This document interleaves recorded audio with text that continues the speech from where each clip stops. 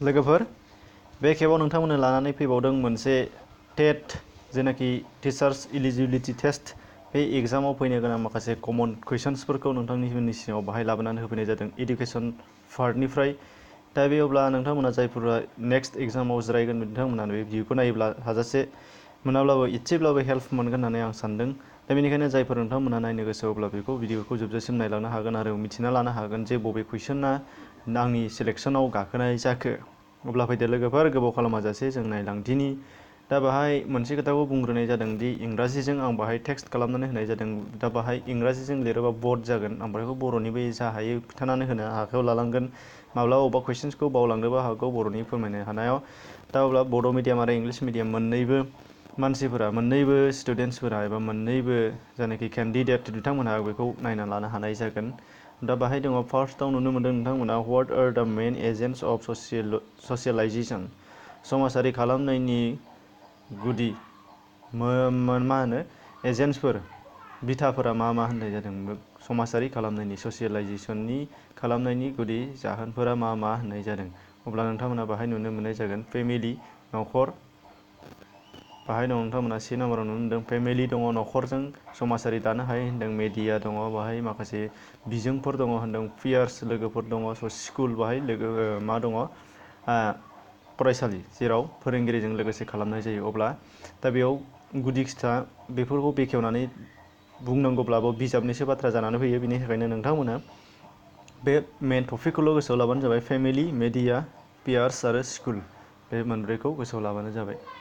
Next कुइसननि थाखाय नोंथांमोना नुनो मोनदों which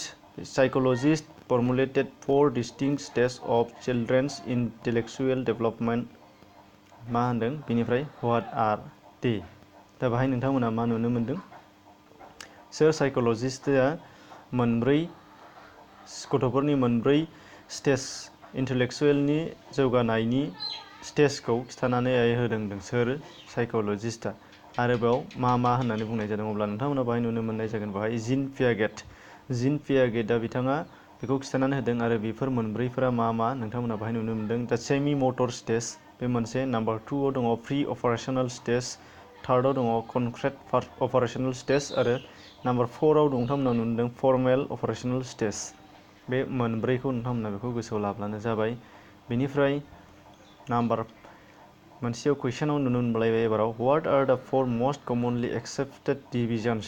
of human growth and development मानसिफोरनि जौगानायनि जोबोद कमन जाबाय थाग्रा एबा जोबोद मा होनो गनायजाथाव मोनब्रै पार्ट एबा डिभिजनफोरा मा होननानै बुंनाय जादों बाहाय मानसिफोरनि जौगानायनि खोलोबनि बैसोखौ लानानै दा बेयो नोंथांमोना बाहाय नुनो मोनगोन बे जोबोद गोनांथार बे इनफेन्सि पिरियडआव दङ जोंना बाहाय बार्थ टु 5 इयार्स जोनोमनिफ्राय 5 बोसोरसिम चाइल्डहुड दङ चाइल्डहुड गथ' समाव जाहैबाय 6 to 12 इयार्स बेनिफ्राय एडलसेन्स दङ बाहाय एडलसेन्सआव 12 to 18 इयार्स बेनिफ्राय एडाल्टहुडआव दङ बाहाय 18 and above 18 इयार्सनिफ्राय थैजासिम बाहाय मा गोलैगोन एडाल्टहुडआव गोग्लैनाय जागोन बे मोनब्रै स्टेजखौ जों गोसोआव लाथारनांगोन बेनिफ्राय नेक्स्ट कुइसनाव नोंथांमोना नुनो मोनगोन which social psychologist proposed the social learning theory social learning थिउरिखौ सोर साइकोलजिस्टआ दिहुनदोंमोन बे जाहैबाय आल्बार्ट बान्दुराया बिदिखौ दिन्थिनाय जादों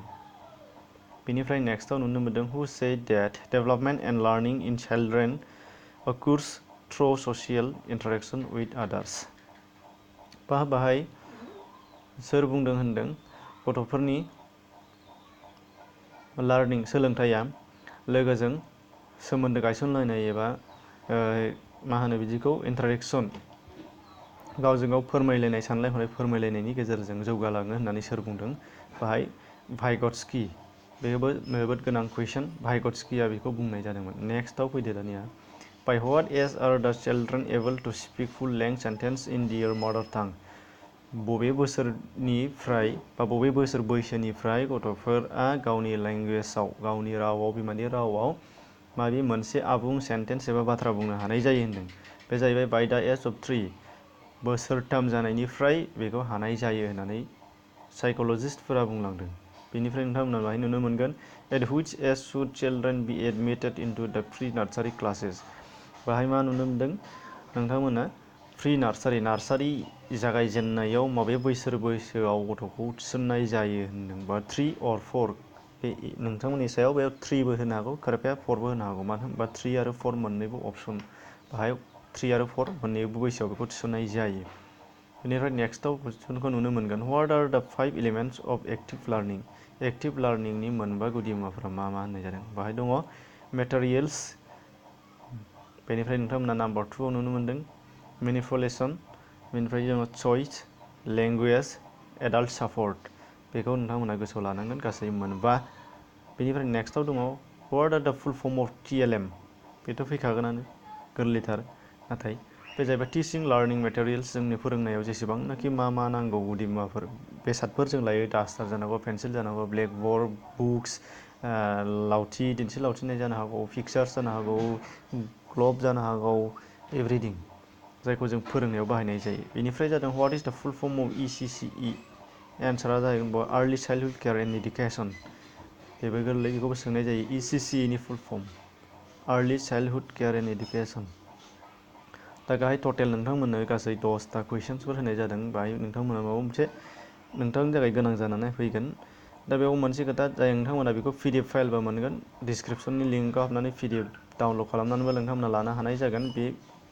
कुइसन्सफोरखौ जाहाथे रिपिट नायफिनबाय थानो हानाय जायो। आरो बेजों लोगोसे नोंथाङा भिडिअनि सायाव माबायदि मोजां मोनदों मोजां मोननाय दंबा लाइक गैयाब्ला डिसलाइक आरो नोंथाङा चेनेलाव गोदानबा साबस्क्राइब खालामनानै लायोब्ला नोंथांमोना नेक्स्ट इयुनाव बेबायदि इनफरमेसन मोनबाय थागोन बेखौ जों बयबो मिथिखागौ नाथाय बे नटिफिकेसन बेलखौल' थुनो दाबाव। अब्ला लोगोफोर दिनैनि थाखाय एसेनोसै गुड बाय।